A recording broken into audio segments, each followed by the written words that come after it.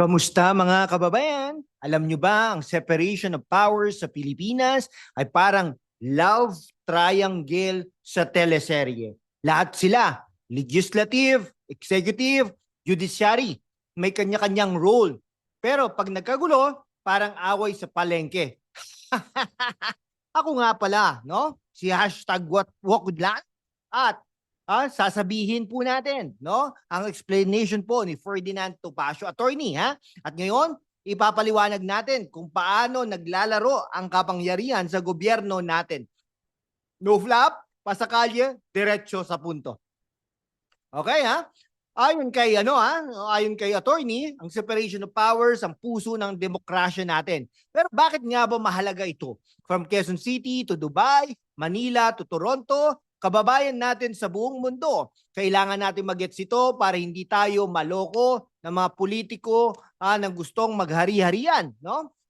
Kaya naman mga katropa, i-hit na ang subscribe button, i-like, i-like at i-share sa mga kaibigan nyo sa Riyadh, Sydney o kahit sa New York. Goal natin, 100,000 subscribers para mas marami pang OFWs at kabataan ang ma-educate natin. Kung gusto mo nyong suportahan ang content na ito, mag-super thanks na rin. Kahit maliit, malaking tulong para may pagpatuloy natin ito.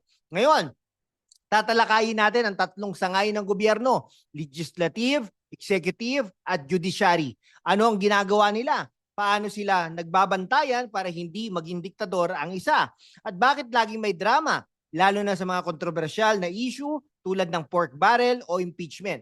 Sasagutin natin yan with facts, humor, at konting satire. Kaya buckle up mga kaibigan sa Cebu, Davao, at Hong Kong. Okay, ilang mga minuto anong kwento, katotohanan at konting biruan ang hinintay natin. Okay, isipin nyo mga kaibigan, ang gobyerno natin parang isang bahay. Ang legislative, ang arkitekto, gumagawa ng plano, ang mga batas, ang executive under the president, and ang kontratista, nagtatayo ng bahay ayon sa plano. At ang judiciary, silang inspektor, tinitiyak na walang labag sa building code o sa ating kaso sa konstitusyon. Pero tulad ng anumang bahay sa Pilipinas, minsan may nagpapasok ng kontrabida, di ba? Kaya kailangan ng checks and balances. Okay. Pero hindi ito laging maayos. Halimbawa, noong 2013, idinaklara ng Supreme Court na unconstitutional ang Priority Development Assistance Fund or PDAF o pork barrel. Bakit? Dahil masyadong malaki ang kapangyarihan ng mga congressman sa paggastos ng pera sa nalabag sa separation of powers, no? Kaya nga mga kababayan sa Singapore at Qatar, importante ang checks and balances para hindi maging all you can eat ang pondo ng bayan. Kung iisipin natin parang reality show ang gobyerno natin Ang Congress parang mga contestant na lagi may drama sa budget. Ang presidente parang host na gustong magpa-impress. At ang judiciary sila ang judges na lagi may final say, kahit minsan may script rin sila. Pero seryoso, kapag nawala ang separation of powers, parang reality show na walang rules, chaos. Kaya naman mga kaibigan, sa Los Angeles at London, i-comment nyo nga anong mas chaotic, teleserye o politika natin. Balikan natin ang kaso ng Angara versus Electoral Commission noong 1936. Nagkaroon ng laban kung sino ang magdi-decide sa election disputes. Ang Congress ba o ang Electoral Commission? Sabi ng Supreme Court, huwag kayong magmalaki. Congress, may kanya-kanyang trabaho tayo. Ang ruling na ito ay nagtakda ng pundasyon ng separation of powers sa Pilipinas. Ang sabi, bawat sangay ng Supreme with its own sphere. Pero mga kababayan, sa Dubai at Vancouver, hindi ito laging maayos. Halimbawa, nung panahon ni Marcos, ang executive ang laging panalo sa laban. Kaya nga natin kailangan ng 1987 Constitution para mas palakisin ang checks and balances mga kaibigan. Let's talk about the pork barrel scandal, no? Ang PDAF na dapat ay para sa mga proyekto, naging personal na ATM ng ilang politikong feeling oligarch, no? Pero noong 2013, sinabi ng Supreme Court, hindi pwede yan.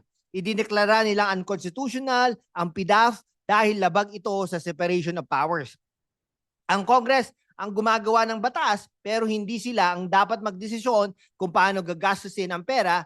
That's the executive job, no? Kung isipin natin ang PDAF, scandal parang isang party na inorganisa ng Congress. Pero ang presidente ang nagbayad ng bill. At ang judiciary, ang bouncer na nagsabi, huwag masyadong magmalaki. Pero seryoso mga kaibigan, sa Riyadh at Melbourne, ang ganitong mga issue ang dahilan kung bakit kailangan natin ng matibay na separation of powers. Kung wala nito, baka ang susunod na pork barrel ay i-sponsor ng mga politikong gustong magpa-Christmas party sa Malacanang, no? I-like nyo ang video na ito kung agree kayo. Okay, pero may mga pagkakataon na nagkakagulo. Halimbawa, nung Estrada versus Sandigan Bayan 2001, sinabi ng Supreme Court na hindi pwedeng pakialaman ng judiciary ang kapangyarihan ng presidente sa pagbibigay ng pardon. Sa ibang bansa tulad ng US, pareho rin ang laban. Pero sa Pinas, mas intense ang drama dahil sa ating political culture. Halimbawa, sa US, kapag nagveto ang presidente, kailangan ng 2/3 vote ng Congress para i-override. Sa atin, same din pero minsan teleserye ang debate.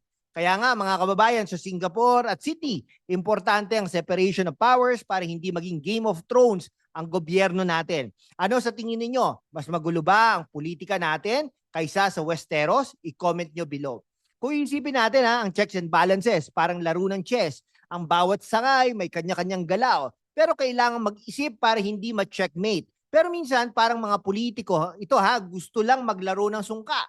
Kanya-kanya ang kuha ng bato. Kaya naman mga kaibigan sa Davao, Cebu at Abu Dhabi, i-share nyo na itong video na ito sa mga kaibigan nyo para mas maunawaan natin kung paano natin mapapanatili ang demokrasya natin. Okay? So mga kababayan, ang separation of powers ang dahilan kung bakit hindi nagiging diktadura ang Pilipinas. Ang legislative, executive at judiciary ay parang tatlong magkakapatid na laging nag-aaway pero kailangan magtulungan para sa ikabubuti ng pamilya. Ang bayan natin mula sa pork barrel scandals hanggang sa mga landmark cases tulad ng Angara versus Electoral Commission, malinaw na kailangan natin ng checks and balances para protektahan ang demokrasya natin.